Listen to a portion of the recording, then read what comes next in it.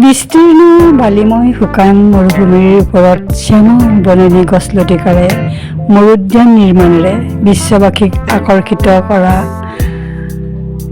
দেশ সংযুক্ত আৰৱ আমেৰিৰ ডুবাইলৈ বুলি আমি 22গৰাকী ভ্ৰমণ প্ৰয়াসীয়ে 2023 চনৰ পূজা বন্ধৰত জাকি মাৰি ওলালোঁ।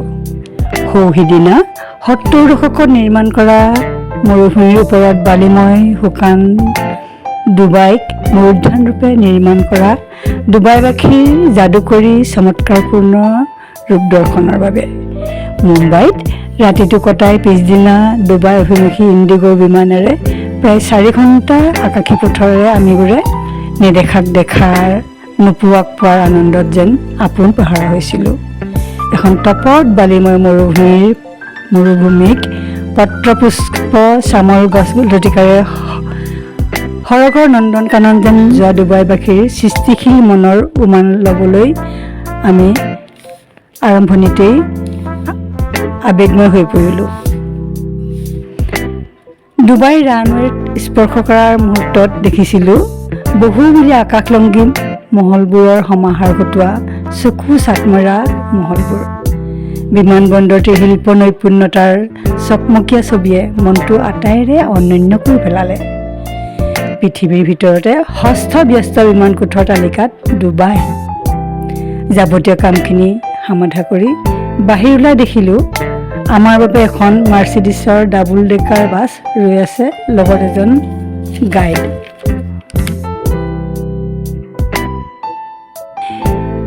পৃথিৱীৰ ভিতৰতে সৰগ ৰচাৰ দৰে অনেক চিত্ৰ বিচিত্ৰ দৃশ্যৰ সমাহাৰত মাজত এনে এটি প্ৰকল্পৰ নিৰ্মাতাসকললৈ আমি মুখ ধুৱাইছিলোঁ। ছবি চিত্ৰ আদি মোবাইলত ভৰাই আমি ৰাতি 9 মান বজাত হোটেললৈ ঘূৰোঁতে ৰাতিৰ চহৰখনৰ এপাৰ্টমেণ্টসমূহৰ মনোৰম দৃশ্যবোৰ দেখি আনন্দিত হৈছিলোঁ। আন এদিনৰ মহাকৰ্ষণ হৈছে মিৰেকুল গাৰ্ডেন, নামেই যাৰ পৰিচয়। দৃষ্টিনন্দন দৃশ্যৰ মাজত সৰগীয় শোভাৰ মাজত আমি সকলোবোৰ মৰুভূমিৰ বালিময় মাটিৰ ওপৰত কি যাদুৰে পুষ্পসজ্জা গছ নিৰীক্ষৰ ওপৰত ভূমিভাগত আকাশমাৰ্গত দুলি দুলি আছে ভাবিলে আচৰিত লাগে। সম্পূৰ্ণ এদিন ঘূৰিও শেষ কৰিব নোৱাৰা মিৰেকুল গাৰ্ডেনৰ মাজত আমিবোৰ হেৰাই গৈছিলোঁ।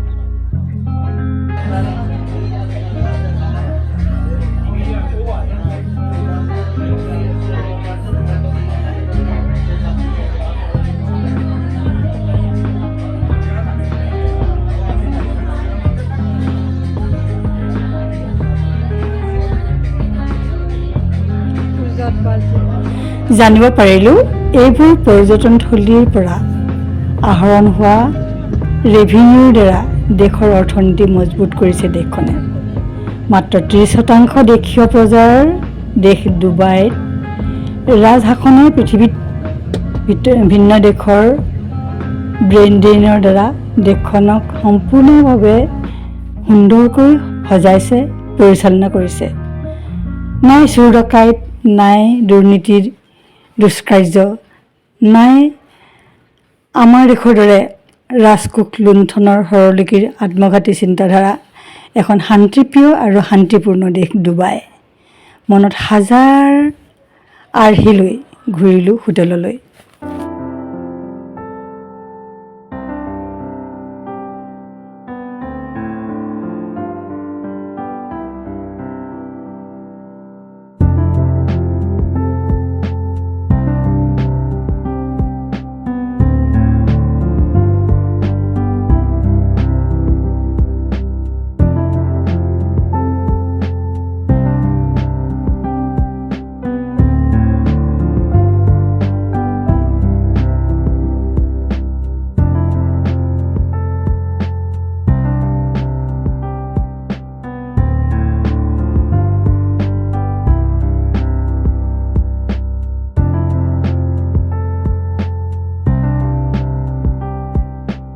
পিছদিনা বুৰ্জ ডুবাই নামৰ বিশ্বৰ সৰ্বোচ্চ অট্টালিকাটোলৈ গ'লোঁ।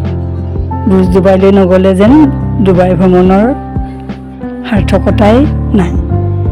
2683 ফুট উচ্চতাত অট্টালিকাটোত 169 মহলাযুক্ত আৰু 1044টা এপাৰ্টমেণ্ট আছে। 64 মহলাত এটি ছুইমিং পুল, বিশ্বৰ ভিতৰতে উচ্চ স্থানত নিৰ্মিত ছুইমিং পুল, 158 মহলাত এটি মছজিদ।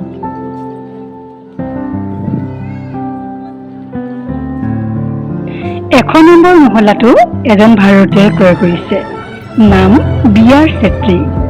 তাৰ তেখেতৰ এখন নাৰ্ছিং হোম আছে। আমি গ্ৰাউণ্ড ফ্ল'ৰেৰে আগবঢ়াই যাওঁতে কাষৰ বেৰত দেখিছিলোঁ সাগৰৰ জীৱ জন্তুৰে বৃহৎ আকাৰৰ মাছৰ সৈতে এটি একুৰিয়াম, মূৰততে সৰগ গছাৰ দৰে অনেক চিত্ৰ বিচিত্ৰ দৃশ্যৰ সমাহাৰ। আমি হেৰাই গৈছিলোঁ। এনে এটি প্ৰকল্পৰ নিৰ্মাতাসকললৈ শ্ৰদ্ধাত নুৰুৱাইছিলোঁ।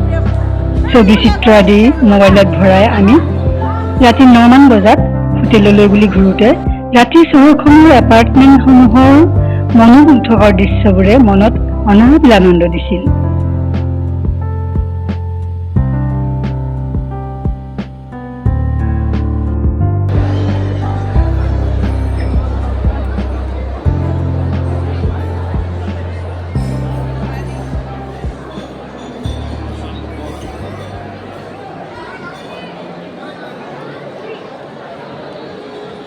और हाँ, अभी आपके लेफ्ट साइड पे एक और होटल आ रहा है, चिवोरा होटल। आपके लेफ्ट पे अभी आएगा गोल्डन कलर में। ये दुबई का सबसे ऊंचा होटल है।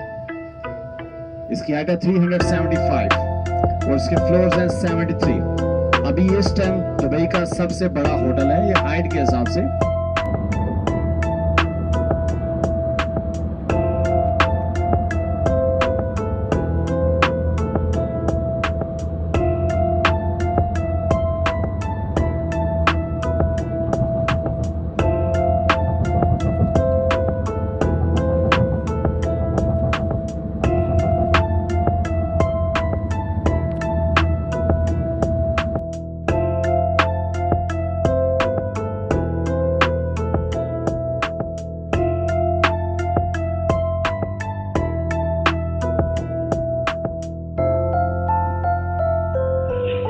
পিছদিনা পুৱাই আমি আটায়ে ডুবাই মললৈ বুলি আগবাঢ়িলোঁ। জানি আচৰিত লাগিল, সেই মলটোতেই ইমান ডাঙৰ যে 50খন ফুটবল ফিল্ডৰ সমান বৃহৎ এলেকা আৰু 22টা বিভিন্ন আসনযুক্ত চিনেমা হল আছে। অন্যান্য হাট বজাৰৰ কথা বাদেই 220খন সোণৰ দোকান, 160খন ৰেস্তোৰাঁ, 32,000 বৰ্গ ফুটৰ পুতলাৰ দোকান। বাহ বাহ, 2 ঘণ্টামান ঘূৰি হোটেল পালোহি।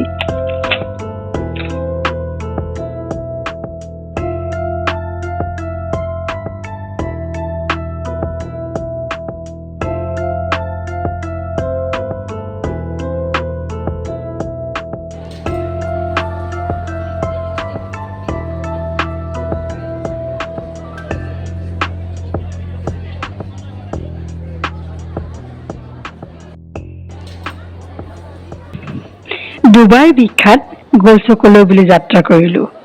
আমাৰ মানিকচন্দ পাল জুৱেলাৰীৰ দৰে সংৰক্ষিত নহয় ডুবাইৰ সোণৰ দোকানবোৰ। অলিয়ে গলিয়ে সৰ্বসাধাৰণ বজাৰৰ দৰেই সকলো সোণৰ বস্তু সজোৱা আছে। বহুতে বিয়াৰ চিটো কিনিলে। আমাৰ ইয়াতকৈ সস্তাৰ বাবে সোণৰ সামগ্ৰীবোৰ আমি সকলোৱে হেঁপাহ পলুৱাই ললো।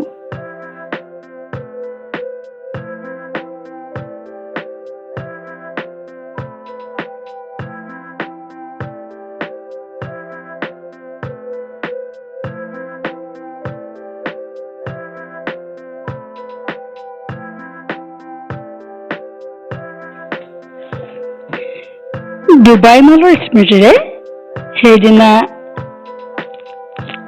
আৰু এক ইভেণ্টৰ বাবে যাত্ৰা কৰিলোঁ। ৰাতিপুৱাই 7মান বজাত সাগৰৰ মাজত ভ্ৰমণৰ লগতে সজ্জিত বৃহৎ জাহাজৰ মাজত ক্ৰুজিং কৰি ৰাতিৰ আহাৰৰ বাবে ভিন্ন ৰুচিৰ সজ্জিত খাদ্য সম্ভাৰৰ পৰা ইচ্ছানুযায়ী খালোঁ আৰু খোৱাৰ পিছত গীত বাদ্য নৃত্যৰ মেহফিল আৰম্ভ হ'ল।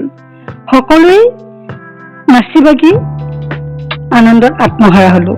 মুক্ত পক্ষীৰ দৰে আমিবোৰে পাহৰি পেলালো যে আমি 70 ঊৰ্ধ্বৰ 60 ঊৰ্ধ্বৰ জ্যেষ্ঠ নাগৰিক। ভিন্ন খাদ্যৰ সোৱাদ লৈ পূজাৰ পৰা আমি হোটেল অভিমুখে যাত্ৰা কৰিলোঁ।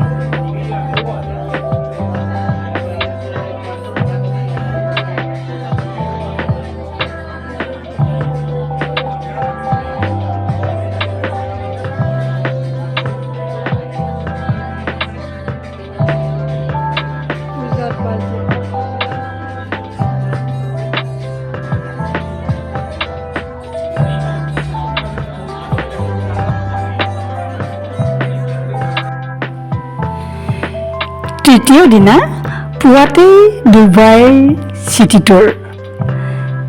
টুৰত আমি প্ৰথমেই ডুবাই ফ্ৰেম, এটি ৰাজমহল আৰু ৰাজমহলতে এখন সুন্দৰ বাগিচা আৰু সাগৰৰ পাৰৰ দৃশ্যত বহি মনোৰম দৃশ্যবোৰ চাই চাই আপোন পাহৰা হৈছিলোঁ। মন মন্দিৰত অনাবিল আনন্দৰ জোৱাৰ লৈ আমিবোৰে মাত্ৰ ফূৰ্তি কৰিলোঁ, আনন্দেৰে নাচিলোঁ, গীত গালোঁ আৰু বিদেশৰ মাটিত স্বদেশৰ বুঢ়ী বোৱাই আমি বিহু নাচিবলৈ ধৰিলোঁ। আবেলি প্ৰায় 5মান বজাত মৰুভূমি চাফাৰীলৈ গ'লোঁ। কি যে প্ৰাকৃতিক মহাজাগতিক শক্তিৰ সৃষ্টি মৰুভূমি। বিস্তীৰ্ণ ৰঙাবালিৰ মৰুভূমিত ডেজাৰ্ট চাফাৰীলৈ প্ৰায় 20-25 কিলোমিটাৰ যাওঁতে ওখ চাপৰ বালিৰ দমবোৰ ৰাস্তাৰ কাষত দেখিছিলোঁ। অৱশেষত চাৰিজনকৈ বহিব পৰা ডেজাৰ্ট চাফাৰীবোৰ আহি ৰ'লহি। সীমাহীন বালিময় বালি দমৰ ওপৰে ওপৰে তলে আমি আমাৰ গাড়ীবোৰ তীব্ৰ বেগে চলা দেখিবলৈ পালোঁ। তেতিয়াৰ ওপৰৰ পৰা কেতিয়াবা ওপৰৰ পৰা যেন আমি তললৈ সৰি পৰিম এনেকুৱা লাগিছিল। সেই সময়তে আমাৰ এনে লাগিছিল যেন আমাৰ গাড়ীখন কোনোবা পানীত ডুব যাব নেকি। ওচৰতে তেতিয়া দেখিছিলোঁ দুখনমান গাড়ী সেইধৰণে এক্সিডেণ্ট হোৱা। অত্যন্ত ভয়ত আমি কঁপিবলৈ লাগিছিলোঁ আৰু চিঞৰি চিঞৰি কৈছিলোঁ, পাইলট লাহে লাহে চলোৱা। এই ধৰণে সমগ্ৰ ৰেড ডিজাৰ্ট পৰিভ্ৰমণ কৰি আমি ৰাতিলৈ নিৰ্দিষ্ট স্থানলৈ পুনৰ ঘূৰিলোঁ। আৰম্ভ হ'ল আন এক দৃশ্য। ৰাতিৰ দিনাৰ ব্যৱস্থাৰে আটাইবোৰ গাড়ীৰে যাত্ৰীসকলক বহল মুকলি পথাৰ এখনত ডানলপ আৰু সন্মুখত একোখন ডেস্কত খোৱাৰ ব্যৱস্থাৰে লাইটৰ সন্মুখীনি মহাজালৰ মাজত বেলি ডেন্স আৰু অন্যান্য অনুষ্ঠান। মৰুভূমিত উটৰ ওপৰত উঠি কৰা বিভিন্ন দৃশ্য চাই যেন আমিবোৰ আপোন পাহৰা হৈছিলোঁ। ৰুচিকৰ খাদ্য সম্ভাৰৰ পিছত পুনৰ কোচত উঠিলোগৈ। ৰাতি হোটেল পাওঁতে প্ৰায় 1মান বাজিল।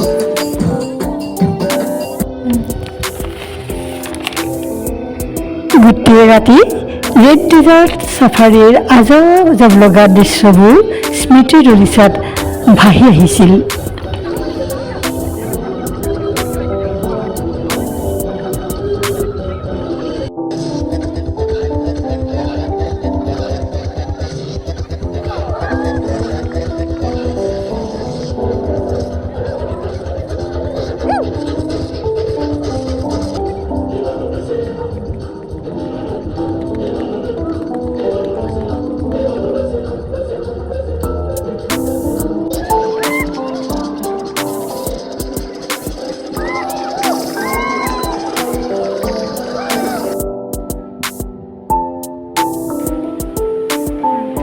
আমাৰ ডুবাই ভ্ৰমণৰ সামৰণিৰ দিনা ডুবাইৰ পৰা আবুধাবিলৈ আৰু আবুধাবিৰ পৰাই স্বদেশলৈ উভতাৰ কথা।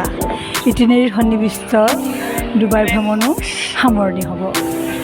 সেয়েহে ডুবাইৰ পৰা 165 কিলোমিটাৰ দূৰত আবুধাবিলৈ বুলি আমি যাত্ৰা কৰিলোঁ। 1971 চনত দেশখন ব্ৰিটিছ শাসনৰ পৰা মুক্ত হয় আৰু সেই বছৰতে কাষৰ পাঁজৰৰ আন 6খন দেশ, মুঠতে 7খন দেশ, ডুবাই, আবুধাবি, শ্বাৰজাহ, আজমন, আল কোৱাহল, বাছ আল খাইৱাহ আৰু ফুজাইৰ দৰে দেশ লগ লাগি ইউনাইটেড আৰব এমিৰেটাছ অৰ্থাৎ সংযুক্ত আৰব নামেৰে এখন ডাঙৰ দেশ গঠন হয়। এমিৰেটাছ শব্দৰ অৰ্থ হৈছে এমিৰ বা ৰজা বা শাসনকৰ্তা, অৰ্থাৎ এমিৰৰ দেশ এই ডুবাই। আৰব সাগৰৰ পাৰ্চিয়ান গাল্ফ উপসাগৰৰ দক্ষিণে অৱস্থিত দেশখনৰ উমৈহতীয়া ৰাজধানী হৈছে আবুধাবি। দেশখনত 7জন চুলতানেই বিশ্বৰ নিজৰ নিজৰ দেশৰ শাসনকৰ্তা। কোনো ৰাজনৈতিক পাৰ্টি নাই। 1958 চনত প্ৰথমবাৰৰ বাবে দেশখনৰ মৰুভূমিৰ মাজত তেল পোৱাৰ পিছত ক্ৰমান্বয়ে দেশখন ধনীৰ পৰা আৰু ধনী হোৱালৈ পৰিলক্ষিত হয়। আবুধাবিলৈ যোৱাৰ পথত এটি মছজিদত আমিবোৰে নামিলোগৈ। আশ্চৰ্যকৰ কথা হ'ল যে কি এই মছজিদটি ইমান বিস্তৃত যে ওপৰত মাটিৰ ওপৰ ভাগত মছজিদ আৰু অভ্যন্তৰ ভাগত প্ৰায় 47,000 পেয়াৰ কৰা স্থান আছে, যিটো বিশ্বৰ ভিতৰতে এক অতি আশ্চৰ্যকৰ মছজিদ। সপোন লগা দেশ ডুবাইৰ আকাশলংঘী মলবোৰ আৰু অন্যান্য চিত্ৰবোৰ দেশৰ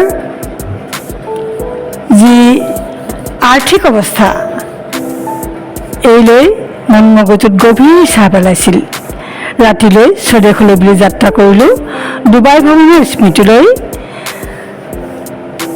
ডুবাইৰ আবুধাবিৰ পৰা আমি আমাৰ গন্তব্যস্থান দিল্লীলৈ বুলি যাত্ৰা কৰিলোঁ।